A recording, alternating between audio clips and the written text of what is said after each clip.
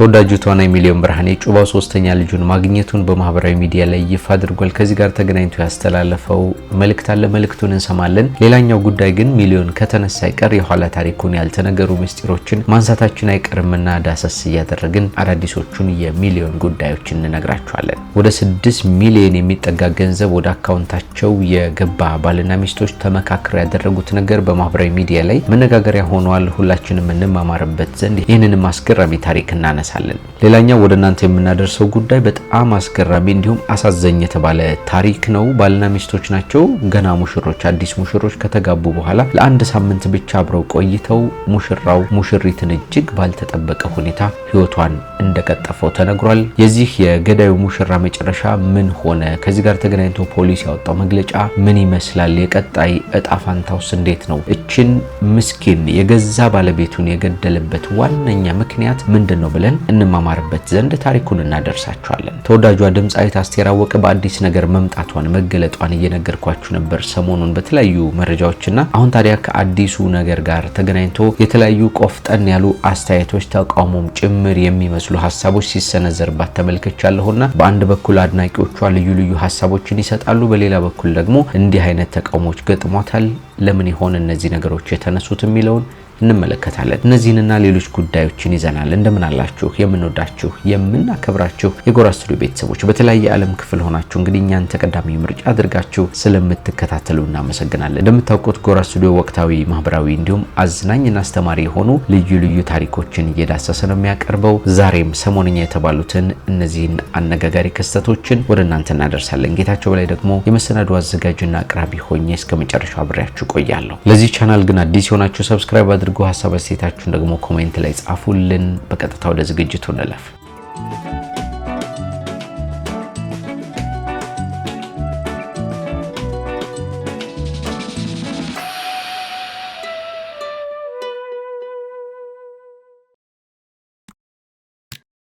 ባለታሪኮቹ ፍሬዘር እና ሰላም ተብለው ይጠራሉ። ባለትዳሮች ናቸው። ፍሬዘር ኑሮን ያደረገው በኖርዌይ ሀገር ነው። ባለቤቱ ሰላም ደግሞ ኢትዮጵያ ውስጥ ትግራይ ክልል ነው የምትገኘውና ታዲያ አብረው ለመሆን አብረው ለመኖር ወደ ኖርዌይ ሀገር ጉዞን ለማድረግ ሰላም የተለያዩ ፕሮሰሶችን ሂደቶችን እያለፈች ነበር። ፍሬዘርም ለዚህ አስፈላጊ የተባለውን ነገር እያደረገ ነው የቆየው ማለት ነው። ወደ ኖርዌይ ሀገር ከባለቤቷ ጋር እስክትሄድ ድረስ በጣም ባስገራሚ ሁኔታ በልዩ ጥንካሬ ውስጥ ሆና የተለያዩ ሽፎን ስራዎችን በመስራት ህይወቷን እየገፋ እያስቀጠለች እንደምትገኝ ነው መረጃዎች የሚጠቁሙት። ሰላምና ከታሪካቸው መካከል ግን ከቅርብ ዓመታት ወዲህ የብዙ ወጣቶች ጣፋንታ የሆነው የጦርነት መዘዝ በሰላምም ላይ ተከስቶ ነበር። ያ ማለትም ከቅርብ ዓመታት በፊት የነበረው ጦርነት በሰላም ላይ ከፍተኛ ተጽዕኖ አሳድሮ አካሏን አታለች ማለትም እግሯ ጉዳት ደርሶበት አካል ጉዳተኛ ሆና በዚያው በከተማው ላይ ትኖራለች ማለት ነው። ነገር ግን ሰላም በዚህ ጉዳት ተስፋ ቆርጣ አልተቀመጠችም። ራሷን ለመደጎም ቤተሰቦቿን ለማገዝ የተለያዩ እንቅስቃሴዎችን ስታደርግ ነበር። እንዳልኳቸው አንደኛው ደግሞ የሽፎን ስራ ነው ማለት ነው። ታዲያ በእንደዚህ አይነት መነፋፈቅ በእንደዚህ አይነት የፍቅር አጋርነት የተለያየ ሀገር እንኳን ቢሆኑም እዛና እዚህ ሆነው እየተጠያየቁ ራሳቸውን እንዴት ማሻሻል እንዳለባቸው እየተወያዩ እንደ ባልና ሚስት እየተመካከሩ ባለበት ከሰሞኑ በዚያው በኖርዌይ ሀገር ወደ ፍሬዘር የአካውንት ቁጥር የተለያየ ገንዘብ በተደጋጋሚ መግባት ይጀምራል። ተደማምሮ ወደ 5.8 ሚሊዮን አካባቢ ማለትም ወደ 6 ሚሊዮን የሚጠጋ ገንዘብ አካውንቱ ላይ ይገባል። ይህ ገንዘብ እንዴት ገባ፣ በምን አይነት መንገድ መጣ የሚለው ግራ ስላጋባውና ሁኔታውን ደግሞ ለባለቤቱ ማስረዳት ስለነበረበት ሰላምን ያማክራታል ማለት ነው። ሰላም ታዲያ ይህንን ገንዘብ በፍጥነት ለላኩል ሰዎች ደውልላቸውና መመለስ ይጠበቅብሃል የሚል ቆራጥ የሆነ ምላሽ ተሰጠዋለች ማለት ነው። መቼም እኛ ሰዎች በተለያየ የህይወት ጉዞ ውስጥ ስንኖር የተለያየ ጉድለት ይኖርብናል፣ የተለያየ ችግር ይኖርብናል እና እንዲህ አይነት ገንዘብ ወደ አካውንታችን ሲገባ ደግሞ ገንዘቡን ለራሴ ጥቅም ላውለው ይሆን የሚል ጥርጣሬ በአእምሯችን ላይ ሊመጣ የሚችልበት እድል ሰፊ ነው። ያው ይሄን ምላችሁ ሁሉም ሰው ያደርገዋል ሳይሆን ገንዘብ በባህሪው አሳሳች ስለሆነ እንዲህ አይነት ነገሮችን ሊፈጥር የሚችል ነገር እንደሆነ ይታወቃልና ሰላም ግን ያ ስሜት በፍጹም አምሯ ላይ አልነበረም። ወዲያውኑ ነበር እንዲመልስ የጠየቀችውና ፍሬዘር ደግሞ ለድርጅቶቹ ማለትም ተሳስተው ወደ አካውንቱ ላስገቡት ደወለ። እንዲህ አይነት ገንዘብ በስተት ወደ አካውንት ይገብቷልና ለመልስ እፈልጋለሁ የሚል ሐሳቡን አስቀመጠ። በእርግጥ ድርጅቶቹ ብዙም አልገረማቸውም። በዛው ቢቀርም ቢሄድም ገንዘቡ የሚቆጫቸው አይነት አይመስልም። ነገር ግን ፍሬዘር ለታማኝነቱ ባለቤቱን በነገረችው መሰረት ገንዘቡን ለመመለስ ዝግጅቱን አጠናቆ ሂደት ላይ መሆኑን በትናንትናው በትናንትናው በጉርሻ ገጽ በኩል የወጣው መረጃ ያመላክታልና እዚህ ነጥብ ላይ ልንማር የሚገባ ትልቁም ነገር ስላለ ነው እንግዲህ ታሪኩን ያነሳ ነው።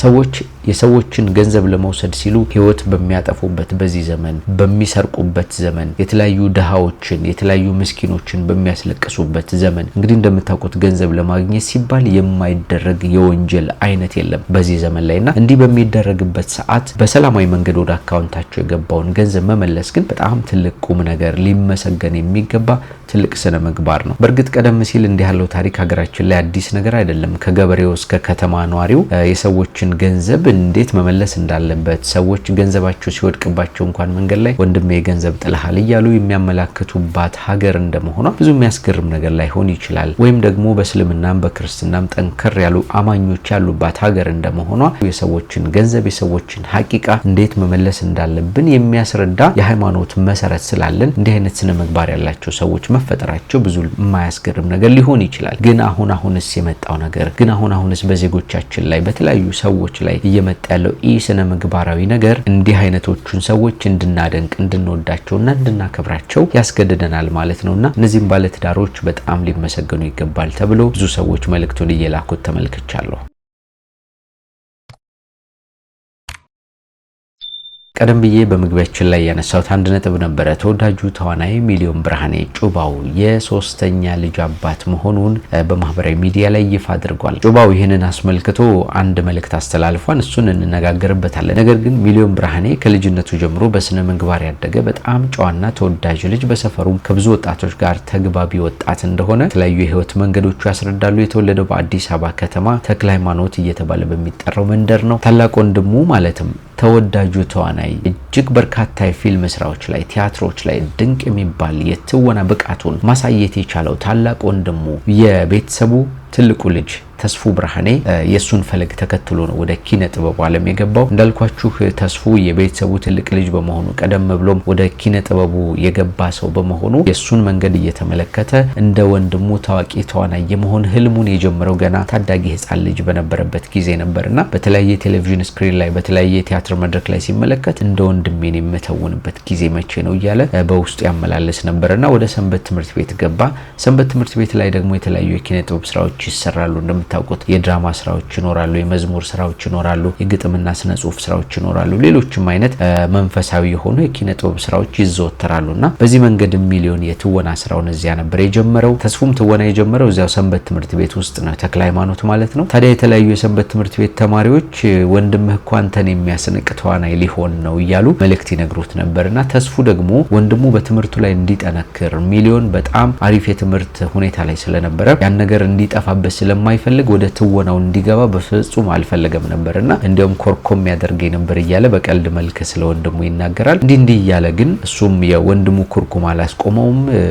ያው የኪነ ጥበብ ፍቅር እንዲህ አይነት ነገሮች የሚገታው ባለመሆኑ ቀስ በቀስ ወደ ኪነ ጥበቡ ገባ ማለት ነው ሚሊዮን። ከዛ የተለያዩ አማርኛ ፊልሞች ላይ ሰርቷል። በስፋት ደግሞ 9ኛው ሺህ ላይ ጩባው የተሰኘውን ገጸ ባህሪ በመጫወት እስካሁን ድረስ በተወዳጅነቱ ለበርካታ ዓመታት ዘልቋል። ሰላም ሰላም ብላ ስትጀምር ሰላም ሰላም ሰላም ሚሊዮንና ጩባው በነገራችን ላይ ፍጹም የማይገናኙ ናቸው። ጩባው እንደምትመለከቱት ገጸ ባህሪው በጣም ችኩል ያለ አላዋቂነት የበዛበት መረጋጋት የጎደለው መስከን ያቃተው አይነት ወጣት ነው አይደለ? ሲያወራም ፈጣን እያለ የሚያወራ ምናምን አይነት ገጸ ባህሪ ነው። ሚሊዮን ማለትም እውነተኛ ባህሪው ግን ፍጹም ከዛኛው በተቃራኒ ነው። የተለያዩ የፊልም ምረቃዎችና ኪነ ጥበብ ስራዎች ላይ በሚካሄድበት ቦታ ላይ ስመለከተው በጣም የተረጋጋ በጣም የሚገርም አይነት ባህሪ ያለው ነው። ጓደኞቹና ወዳጆቹም የሚመሰክሩት ይሄ ነው። እንግዲህ ከታላቅ ወንድሙ ከተስፉ ብርሃኔ ጋር የጉድ ቀን የተሰኘ ቲያትር ላይ አብሮ ለመስራት ችሏል።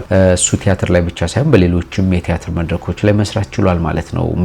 ሚሊዮን ባለትዳር ነው። ከባለቤቱ ጋር ድንቅ የሆነ ታሪክ አላቸው። የተገናኙት ግሸን ማርያም ነውና በተደጋጋሚ ወደ ግሸን ማርያም ያቀናልና በዚያ ጉዞ ውስጥ ግን የተመለከታት ያያት ቅድስት የተባለችውን ሴት ነበር። እዚያ ትውውቃቸው ቀጠለ። ከዚያ ተመልሰው ወደ ፍቅር ገቡ። ቀስ በቀስ ደግሞ ወደ ትዳር መጡ። ስለዚህም ድንግል ማርያም የኔን ትዳር ሰጥታኛለች ብሎ ያምናል ሚሊዮን። አሁን ታዲያ 3 ልጆችን ማፍራት ችሏል። እስካሁን 2 ሴት ልጆችን ወልደው እንደነበር ይታወቃል። ትናንትና በወጣው መረጃ መሰረት ግን 3ኛ ልጃቸውን መውለድ መቻላቸውን ሚሊዮን አሳውቋል። ይህንን ታላቅ የሆነ የምስራች አስመልክቶ ፈጣሪውን እያመሰገነ አብረውት ለነበሩት ሁሉ ያለውን ጥልቅ ምስጋናም በማህበራዊ ሚዲያ ገጹ ላይ ባጋራው ልብ የሚነካ መልእክቱ እንዲህ ሲል ገልጾታል። ሚሊዮን ብርሃኔ ሆነ በቃ ተከናወነ፣ ሃትሪክ ሰርተነዋል በማለት በኳስ ቋንቋ ጉዳዩን ይገልጸዋል። 3ኛ ልጄን አግኝቻለሁ ለማለት ነው። ስለሆነው ሁሉ ስለተከናወነው ነገር አምላኬን ሁሌም ለማመስገን ቃል የለኝም። በየትኛውም ጊዜ አጠገቤ እንደሆን ካሳይተኛልና አምላኬ ሆይ ተመስገንልኝ በማለት አምላኩን አመስግኗል። አብራችሁኝ የተጨነቃችሁ ወዳጆቼ፣ ጓደኞቼ ሁላችሁም የድንግል ማርያም ልጅ አብሯችሁ ይሁን። የጳውሎስ ሆስፒታል ሐኪሞችም ከላይ እስከታች ያላችሁ ቃል የለኝም፣ እግዚአብሔር ይስጥልኝ፣ ሆነ በቃ ተከናወነ፣ ተመስገንልኝ አምላኬ በማለት ድጋሚ በማመስገን አምላኩን መልእክቱን ቋጭቷል ማለት ነው። እንግዲህ ይሄንን ብስራታዊ መልእክቱን አስመልክቶ በጣም በርካታ ሰዎች እንኳን ደስ ያለህ፣ እንኳን ለዚህ ክብር አበቃህ እያሉ ሀሳባቸውን እየገለጹለት ነው የሚገኘው። በዚህ ፎቶ ላይ እንደምትመለከቱት ተወዳጁ ተዋናይ ሚሊዮን ብርሃኔ በጣም ትሁትና ሃይማኖታዊ ስነ ስርዓቶችን ለማከናወን የሚሞክር ወጣት ነው። በኢትዮጵያ ኦርቶዶክስ ተዋሕዶ እምነት ተከታዮች ዘንድ በየዓመቱ የሚጾመው የታላቁ የጌታ ጾም ላይ የመጨረሻው ሳምንት ማለትም የሕማማት ሳምንት ላይ ጸሎተ ሐሙስ ላይ ክርስቶስ የደቀ መዛሙርቱን እግር ያጠበበትን ዕለት በማስታወስ ታላላቆች ታናናሻቸውን እግራቸውን እያጠቡ ካህናት ምእመናኑን እግራቸውን እያጠቡ የሚያደርጉበትን ስነ ስርዓት በቤቱ ለማከናወን ሲል ዝቅ ብሎ ባለቤቱን እግሯን በማጠብ ስነ ስርዓቱን ሲያከናውን የለቀቀው ፎቶ ነውና በጣም በርካታ ሰዎች ሲቀባበሉት ነበር። በጣም የተወደደ ፎቶ እንደነበር እናስታውሳለንና እንዲህ አይነት ሃይማኖታዊ የተባሉ ስርዓቶችን በማከናወን የተለያዩ ቤተክርስቲያናት ሲገነቡ አብሮ በመቆም በማስተባበር ከዚህ በተጨማሪ ደግሞ ገንዘብ እንዲሰበሰብም እውቅናውን ተጠቅሞ የራሱን አስተዋጽኦ የሚያደርግና ሌሎችም አይነት መንፈሳዊ ግልጋሎቶችን የሚሰጥ ነው ከኪነ ጥበቡ ባሻገር ማለት ነው። ሚሊዮን ለማንኛውም እንኳን ደስ ያለህ፣ እንኳን ፈጣሪ ረዳህ ለማለት እንፈልጋለን። ወደ ተከታይ መረጃ እንለፍ።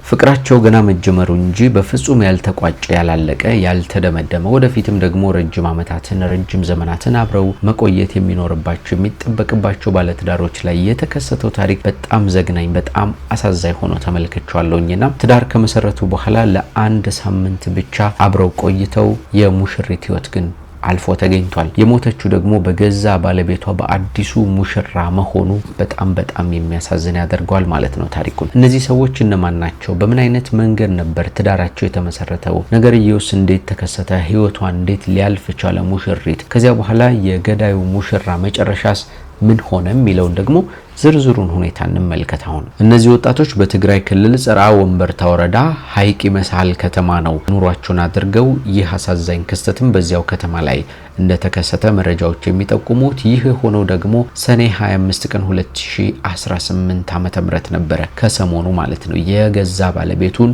የሙሽሪትን ህይወት የነጠቀው። ሙሽሪት ሸዊት አረጋዊ ተብላ ነው የምትጠራው። በፎቶ ላይ እንደምትመለከቱት እንዲህ በአማረ መንገድ ፎቶአቸውን ተነስተው የጋብቻ በዓላቸውን ስነ ስርዓታቸውን አድርገው ወዳጅ ዘመድ ተሰብስቦ ልጃችሁን ለልጃችን ተባብለው ተመርቀው ውለዱ፣ ክበዱ፣ አንድ ላይ ኑሩ፣ አብራችሁ አርጁ፣ ተጋገዙ፣ በችግሯ ቀን ልትደርስላት በችግርሽ ቀን ሊደርስልሽ ተባብለው እንደተመረቁ ነው እንግዲህ የሚጠበቀው በሀገራችን ባህልና ወግ መሰረት እንደሚደረገው የትኛውም የጋብቻ ስነ ስርዓት ማለት ነው። እንደምታውቁት ዓለማዊም ይሁን መንፈሳዊ የሆነ የጋብቻ ስነ ስርዓት የራሱ የሆነ ቃል ኪዳን አለው። በተለይ ደግሞ በመንፈሳዊ ጋብቻ ሲሆን እስከ መጨረሻው ድረስ የሚያዘልቁ ቃል ኪዳኖች ይፈጸማሉ በቤተ ክርስቲያን ፊት ማለት ነው። ዓለማዊ ጋብቻም ቢሆን ወደፊት ወደ መንፈሳዊ ህይወት ይመጣሉ። ነገር ግን አሁን የሚያደርጉትን የጋብቻ ህይወታቸውን በዓለማዊ መንገድም ቢሆን እንኳን እንባርክላቸው ብለው አባቶች በስፍራው ተገኝተው ቀለበታቸውን ባርከው በየሃይማኖታቸው የጋብቻ ስነ ስርዓታቸውን በባህላዊ መንገድ ያከናውናሉ። ይሄ የታወቀ ነገር ነውና እንዲህ አይነቱ ጋብቻ እንኳን ሲከወን የራሱ የሆነ ቃል ኪዳን አለው። ሚስት ለባሏ ታማኝ ሆና ልትኖር፣ ባልም ደግሞ ሚስቱን ሊጠብቃት በችግሯ ጊዜ አብሯት ሊሆን የተለያዩ የጋብቻ መስፈርቶች ቃል የሚገባበት ጊዜ ነውና በእንደዚህ አይነት መንገድ ነበር እነዚህ ሙሽሮችም ጋብቻቸውን ያከናወኑት። ቤተሰቦቻቸው፣ ወዳጅ ዘመዶቻቸው ሁሉም በአካባቢው የነበሩ ጨፍረው ሚዜዎቻቸው ደመቅ ባለ መንገድ ነበር የዳሯቸው ማለት ነው። ነገር ግን ጋብቻው ከተከናወነ በኋላ አብረው እንዳልነበሩ መረጃዎች ይጠቁማሉ። ጋብቻቸው የተከናወነው ሚያዝያ 19 2018 ዓ.ም ነበረ ከወራት በፊት ማለት ነው። እንግዲህ ሰዎች ከተጋቡ በኋላ አብረው የማይኖሩባቸው የተለያዩ ምክንያቶች ሊኖሩ ይችላሉ። የገንዘብ ችግር ሊሆን ይችላል፣ የቤተሰብ ሁኔታ ሊሆን ይችላል፣ ወይም ደግሞ ሌሎች በሁለቱ መካከል ያለ ሌላ ችግር ቢፈጠርና ቢሆን ነገሮች እስኪስተካከሉ ድረስ አብረው ላይሆኑ ይችላሉ። እነዚህም ወጣቶች ታዲያ ነገሮች እስኪስተካከሉ ብለው በተለያየ ቤት በተለያየ ያኗኗር ዘዴ ነበር ኑሯቸውን ያደረጉት። በቅርቡ ግን ከሰኔ 25 በፊት ማለትም ከዛ አንድ ሳምንት ቀደም ብሎ ኑሯቸውን አብረው ለማድረግ በአንድ ጣሪያ በአንድ ጎጆ ስር ህይወታቸውን መስርተው ጉዟቸው ቀጠለ ማለት ነው። ነገር ግን በጣም በሚያሳዝን በጣም በሚገርም ሁኔታ ግን ይህንን የአንድነት ጉዞ ከጀመሩ አንድ ሳምንት ብቻ ከተጓዙ በኋላ ያልተጠበቀ ነገር ተከሰተ ማለት ነው። ሰኔ 25 2018 ዓ.ም ምሽት ላይ በመካከላቸው ያልታሰበ ግጭት ወይም ደግሞ አለመግባባት ይፈጠራል። እንግዲህ አይደለም በአዲስ ባለትዳሮች ይቅርና 10 20 30 40 ዓመት አብረው በቆዩ ባለትዳሮች መካከል የተለያዩ አለመግባባቶች ግጭቶች ሊፈጠሩ ይችላሉ። እነዚህ ግጭቶች ደግሞ በአዲስ ባለትዳሮች ሲሆን ከፍ ያለ ነገር ሊኖራቸው ይችላል። እነዛን ግጭቶች በመፍታት በመወያየት በመነጋገር እየተፈቱ ወደ አንድነት ወደ መግባባት በመምጣት ነውና እነዚህ አይነት አለመግባባቶች በመካከላቸው ተፈጠሩ። እጅግ በሚያሳዝን ሁኔታ ግን ነገርየው ቀለል ባለ መንገድ አላለፈም። ምናልባት ከፍ ያለ ነገር እንኳን ከሆነ ምናልባት አብሮነትን የማያስቀጥል ችግር እንኳን በመሃላቸው ተፈጥሮ ከሆነ በሰላማዊ መንገድ አብረው አለመኖር እኮ ይችላሉ አይደለ? በቃ አንተም ወደ ቤትህ እኔም ወደ ቤቴ ተባብለው በሰላማዊ መንገድ መሸኛኘት የሚችሉበት አጋጣሚ የሚችሉበት መንገድ በጣም ሰፊ ነው። ነገር ግን በመሃላቸው የገባው ሰይጣን ቀላል አልነበረም መሰለኝ። ጉዳዩ ወደ ከፋ ነገር ተሸጋገረ። ባል ሚስቱን ህይወቷን ይነጥቃል ማለት ነው። ስለዚህ ጉዳይ በዝርዝር የተቀመጠ ነገር የለም። የተጣሉበት ምክንያት ምንድነው? እስከ መገዳደል ድረስ ያደረሳቸው ነገር ምንድነው? ባል ሚስቱን እንዴት ገደላት? በምን አይነት መንገድ ገደላት? የሚሉት ዝርዝር ሁኔታዎች በመረጃዎቹ ላይ አልተካተቱም። ህይወቷ ግን ተቀጠፈ ማለት ነው ይቺ ሙሽራ። ታዲያ ገዳዩ ሙሽራ ደግሞ ከአካባቢው ወዲያውኑ ተሰወረ። ራሱን ከልሎ በአንድ ስፍራ ላይ ተደብቆ ቆየ። ከ5 ቀናት በኋላ ሰኔ 30 2018 ዓ.ም የአካባቢው ፖሊስ ባደረገው ክትትል በቁጥጥር ስር ዋለ ማለት ነው። በምትመለከቱት መንገድ እጁ በሰንሰለት ታስሯል። ከጎኑ የተለያዩ ሰዎች አሉ። በእንዲህ አይነት ሁኔታ በቁጥጥር ስር ውሎ አሁን በህግ ስር ነው የሚገኘው ማለት ነው። በእነዚህ ወጣቶች መካከል እንዲህ አይነት ነገር ባይፈጠር እውነት መልካም ነበር። ያውም አብረው ለመኖር ያውም በእንደዚህ አይነት መንገድ ቃል በተጋባቡ ሰዎች መካከል እንዲህ አይነት ነገር ባይፈጠር፣ እሷም ገና በልጅነቷ ህይወቷ ባይቀጠፍ፣ እሱም ደግሞ ገና በወጣትነቱ እንዲህ አይነት አዘቅት ውስጥ ባይገባ፣ ህይወቱ ባይመሰቃቀል፣ በእርግጠኝነት ቤተሰብ ይኖረዋል፣ ወዳጆቹ ይኖሩታል። ደግሞ የራሱንም ህይወት መለወጥ ማስተካከል የሚጠበቅበታል አይደለ? እንደ ወጣት እንዲህ አይነት ነገር ውስጥ ባይገባ መልካም ነበር። እንግዲህ ህይወት አጋጣሚ እንዲሆነና በእንዲህ አይነት መንገድ አሳዛኝ ክስተት ውስጥ ገብቷል ማለት ነው። በእርግጠኝነት አሁን እየቆየ ሲመጣ እሱም ወደ ጸጸት ውስጥ ነው የሚገባውና አሁንም ቢሆን ለፖሊሶቹ በሰጠው ቃል መሰረት ግድያውን እሱ ራሱ እንደፈጸመ በቃል መናገሩን ማመኑ ነው የተገለጸውና ወደፊት ደግሞ እየጸጸተው ነገርየው እየከፋ በተለይ ደግሞ እስር ቤት ላይ በሚያሳልፍበት ጊዜ ሌሎች አይነት ቅጣቶችም ሊጠብቁት ይችላሉ። ስነ እግዚአብሔርና ህጉ ነው የሚያውቁት። ነገር ግን ከፍተኛ የሞራል ስብራት እንደሚደርስበት ምንም ጥርጥር የለውም እና በጣም የከፋ ገጠመኝ ነው። እንዲህ ባይሆን መልካም ነበር ማለት ነው። እንግዲህ ለሷ ቤተሰቦች መጽናናትን ይስጥልን፣ ነፍሷንም በአጸደ ገነት ያኑርልን። ወደፊት ደግሞ ህጉ ምን አይነት ቅጣት ይጥልበታል፣ ምን አይነት የህግ ቅጣቶች ይጠብቁታል የሚለውን ፍርድ ቤቱ የሚወስነውን ውሳኔ እየተከታተልን እናደርሳችኋለን ማለት ነው። አስከትለን የአስቴር አወቀን ጉዳይ እንመልከት። በኢትዮጵያ ሙዚቃ ታሪክ ውስጥ ስማቸው በገናንነት ከሚጠራ ከሚታወቁ በጣም ከሚወደዱና ብዙ አድናቂዎች ወዳጆች ካላቸው ድምፃውያን መካከል አንደኛ የሆነችው ተወዳጁ አስቴር አወቀ ሰሞኑን አንድ የሙዚቃ አልበም ወደ አድማጮች ማድረሷ ይታወቃል። እኛም የሙዚቃ አልበሙ ከመውጣቱ በፊት የነበሩትን መረጃዎች ሰብሰብ አድርገን ስንነግራችሁ ነበረ። ስለ አስቴር አወቀም ወደ ኋላ መለስ ብለን በተለይ የሙዚቃ አጀማመሯ፣ አስተዳደጓን፣ ከዚያ በኋላ ደግሞ የሰራቻቸውን የሙዚቃ ስራዎች፣ ለሙዚቃ ስትል ያለፈችባቸው መስመሮች ብዙ ታሪኮችን ወደ ኋላ መለስ እያልን በትዝታ እየቃኘ ነበር ስናስረዳችሁ የነበረውና የሙዚቃ አልበሙ መጠሪያ ገላገላ የተሰኘ ነው። ቆየት ያሉ የሙዚቃ ስራዎቿን፣ ግጥሞቿ በደንብ የማይሰሙትን ስራዎች ሰብሰብ አድርጋ ልክ እንደ አዲስ በዘመናዊ መንገድ መስራቷን በዘመናዊ ስቱዲዮ ተቀነባብረው መቅረባቸውን የሚጠቁሙ መረጃዎች ናቸው ሲወጡ የነበረው። ይህንን ገላገላ የተሰኘውን የሙዚቃ አልበም ለማስመረቅ ደግሞ በሸራተን አዲስ ሆቴል በጣም በርካታ ወዳጆቿ፣ አድናቂዎቿ በተገኙበት ፕሮግራም ተከናውኖ ነበር። አስቴርም ንግግር ስታደርግ ነበር። እንዲያውም እኔ መዝፈንና መደነስ ነው እንጂ እንዲህ ንግግር እኮ አልችልም እያለች ሀሳቧን ስታጋራ ነበር።